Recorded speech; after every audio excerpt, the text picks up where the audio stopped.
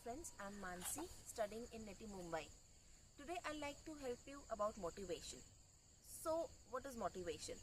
As per Morgan and King, motivation refers to the states within a person or animal that drives behavior towards some goal. Guilford said, motivation refers to all the internal and external conditions that stir up activity and sustain activity of an individual. Meaning of motivation. Motivation is derived from the Latin word movere, which means to move, to energize, and to activate. Motivation can be intrinsic as well as extrinsic. Theories of motivation. The three very classic theories of motivation are the drive theory, the incentive theory, and the very famous Maslow theory of human motivation. The drive theory says that it is the push theory of motivation. Here, the behavior is pushed towards goals by driving states within a person. When an internal driving state is aroused, the individual is pushed to engage in behavior which will lead to a goal that reduces the intensity of driving state. Motivation starts like it is a driving state, then the goal-directed behavior initiated by the driving state, then the person attains the goal, then the desire gradually reduces. The incentive theory means the motivational theory of reinforcer. In contrast to the push theory of drive theories, this is the pull theory of motivation because certain characteristics they have, the goal objects pull towards themselves. Incentives can be either positive like wages, salaries, bonuses, vacations and some pay hike, or negative like punishment, electric shock, etc. The very famous Maslow theory which we all have studied at some of the other junction. According to him, needs at the lower levels of the hierarchy dominate an individual's motivation as they are unsatisfied. Once they are adequately satisfied, however, the higher needs occupy the individual's attention and efforts. There are basic needs like food, then safety, then needs of belongingness, then ego status, and then there is self-actualization.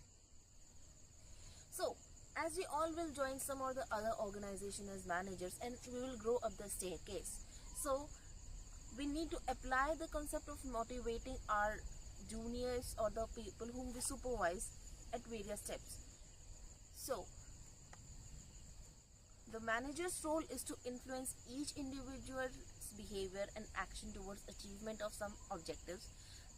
He has to influence each individual's behavior and action towards the achievement of the organization's common goal. For proper motivation among employees, the manager has to create conditions where workers' energies are not extended totally in meeting their basic needs, then eliminate a climate for interdependent work rather than dependency, a competitive climate through recognition of good work, a productive climate through personal example, a climate approach and problem solving rather than avoidance, motivate individually through guidance and counseling. So, one of the most powerful tools which we all ignore is the tool called positive reinforcement. So, here are some of those very simple approaches which you can use to help your juniors. It must be specific and relevant in a particular performance. It must occur as soon as possible after the event. The reward feedback system must be achievable. Reward should be unpredictable and intermittent. You should have a clear expectation for workers and communicate them very properly. You should be fair, consistent while dealing with all the employees. You should be a firm decision maker using an appropriate decision making style.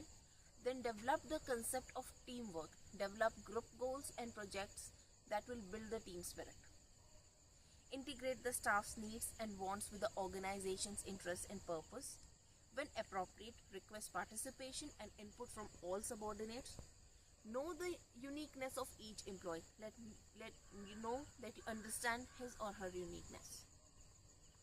Whenever possible, give them recognition and credit and create a trustful and helping relationship with the employees. Remember that motivation is the process of arousing the action, sustaining the activity in the process, and regulating the pattern of activity. Just keep these points in mind and you will be a fantastic HR manager. All the best.